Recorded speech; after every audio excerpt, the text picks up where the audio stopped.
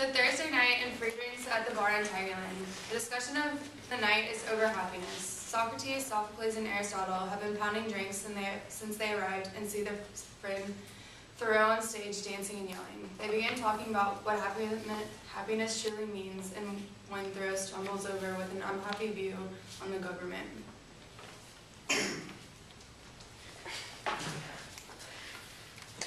Free drinks are the meaning to my happiness. Can you believe Thoreau? He's acting like a freshman drinking for the first time. He's definitely not driving home. Men that are crude are the ones to find happiness with pleasure. They base their life off of pleasure rather than actual matter. 2 hours of cheap alcohol is not the meaning of happiness. Tomorrow he'll be on the couch all day saying how miserable he is because of the hangover. These few hours may bring him happiness, but tomorrow we will see what is truly right. I think happiness is attainable through human effort and rational control over our own desires. I agree. If he treats his country's law with due respect and honors justice by swearing on the gods, he wins high honors in the city. I hope Thoreau there decides to acknowledge laws tonight. It's wasted. He is richest who is content with the least, for content is the wealth of nature. Recognizing the little things and appreciating them brings happiness. Well said, well said. It's not from anything and everything we are rich. It's the little things like this free Jack and Coke bring happiness to me. So this momentary pleasure does not give you any happiness. You are living the life of enjoyment rather than finding a purpose to bring you joy. Maybe finding free drinks is not the lifelong journey you should be aiming for, although you can find me a whiskey Coke and I would be grateful. Happiness cannot be found in this country we live in. Only obligation which I have is the right to assume is to do any time what I think is right.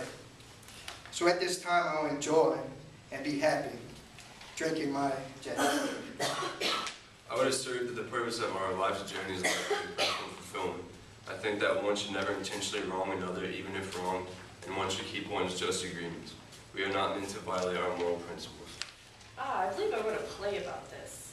Poor Antigone lost her life while trying to defend her brother's burial rights because she believed it's a just action. She followed what she believed in, and so in the face of death, but what about happiness and fulfillment in her life? All these damn governments show us how successful men can be imposed on. Here's to you, the almighty government. I think we ought to abide by the law, whether or not we agree with it. Like I said earlier, we'd be acting unjustly if we defied what is set for us as citizens. It is part of our just agreement to follow. Socrates, it sounds like you would get along with Creon. He too made the mistake of putting the city before the gods. Antigone defied Creon's laws, but do you consider her act of love toward her brother and respect for the gods an act of injustice? One is happy by living well and doing well. You can find a balance between doing well for your city and living well by following what you believe is right. I would do well for my city when the city is just to its free men.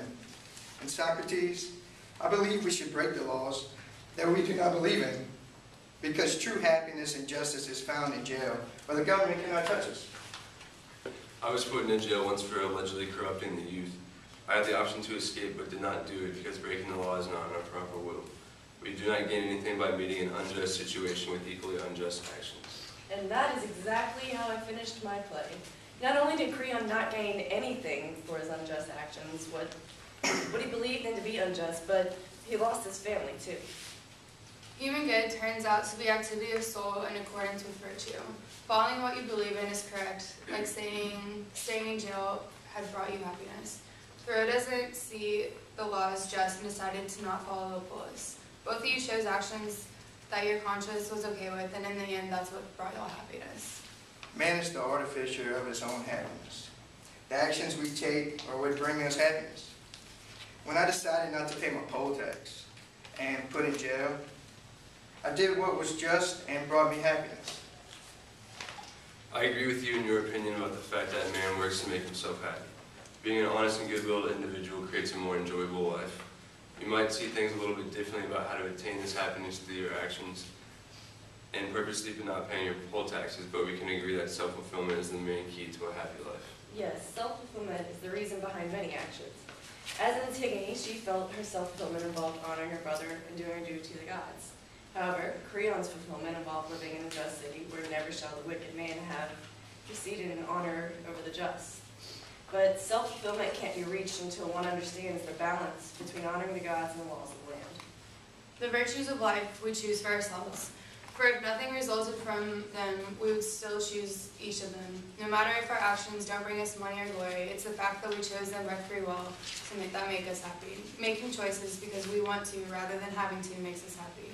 The choice of how we live well and do well is our own journey.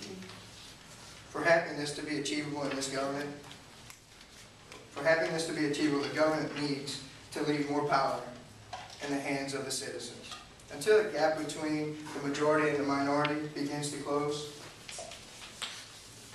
I would do as I choose, no matter the laws, because justice in the polis is what makes me truly happy. I cannot say for sure if there will ever be a truly just polis and among its citizens, but the best we can do is try our hardest to make conditions fair for ourselves and for everyone else. Nothing is to be preferred before justice.